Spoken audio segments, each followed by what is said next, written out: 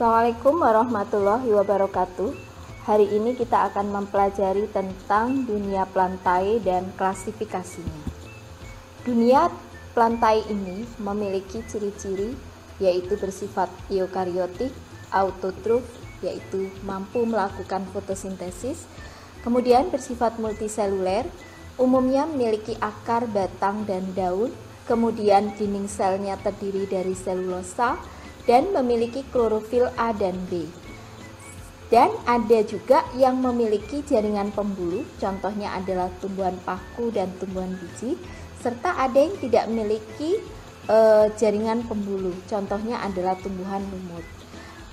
Dan ciri dunia plantae yang lain yaitu memiliki kelebihan cadangan makanan yang disimpan dalam bentuk tepung, yaitu dalam bentuk pati. Nah, ini adalah klasifikasi pada dunia plantae.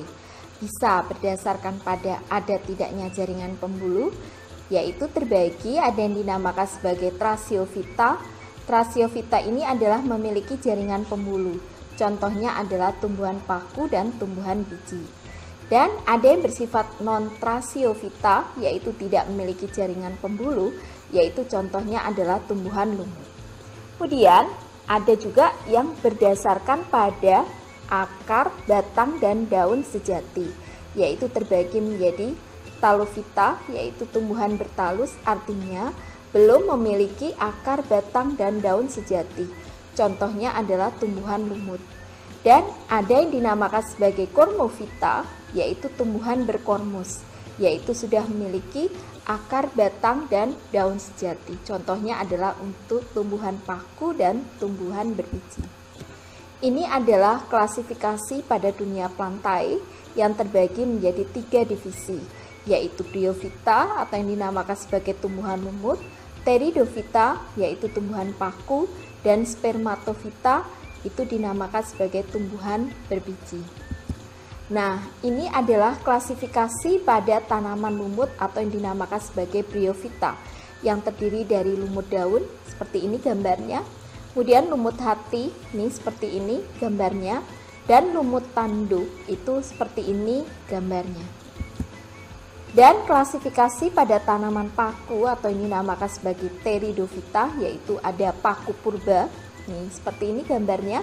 Paku kawat, kemudian paku ekor kuda seperti ini, dan paku sejati seperti ini.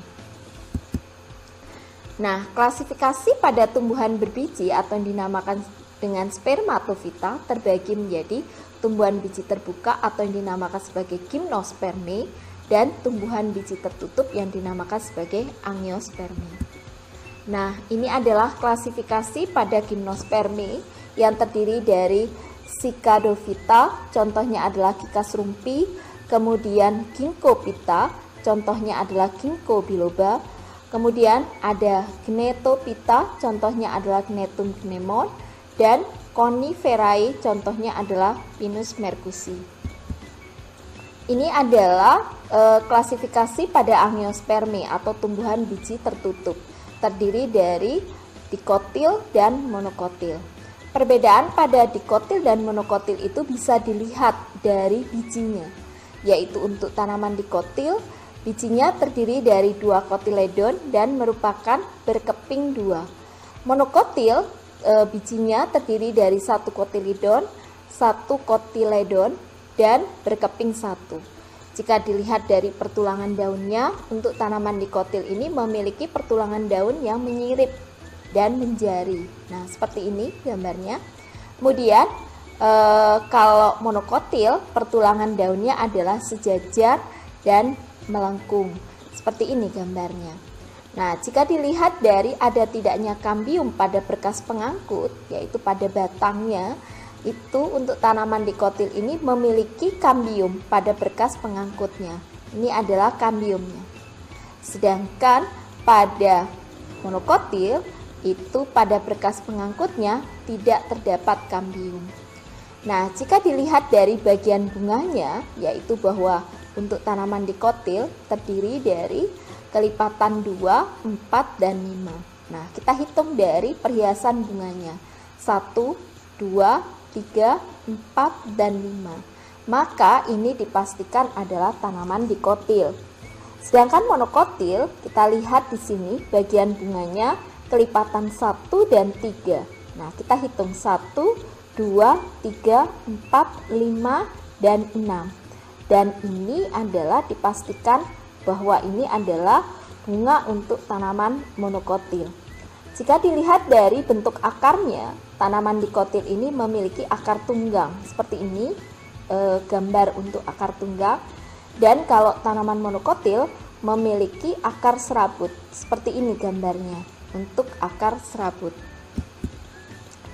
Nah, ini adalah klasifikasi pada monokotil yang terdiri dari Amaryllidaceae, kemudian Poaceae, Zingiberaceae, ini golongan jahe, kunyit, Palmae, golongan dari kelapa, sawit, kemudian ini adalah Liliaceae, Orchidaceae untuk kelompok anggrek, Musaceae untuk kelompok pisang, Araceae, dan ini adalah Bromeliaceae untuk golongan nanas. Klasifikasi pada dikotil terdiri dari Apocynaceae, Caesalpinaceae, kemudian Ephorbiaceae, Labiaceae, Mimosaceae, Malvaceae, dan Convolvulaceae. Demikianlah penjelasan tentang materi dunia Plantae. Semoga penjelasan saya ini dapat menambah wawasan kalian tentang dunia Plantae dan klasifikasinya.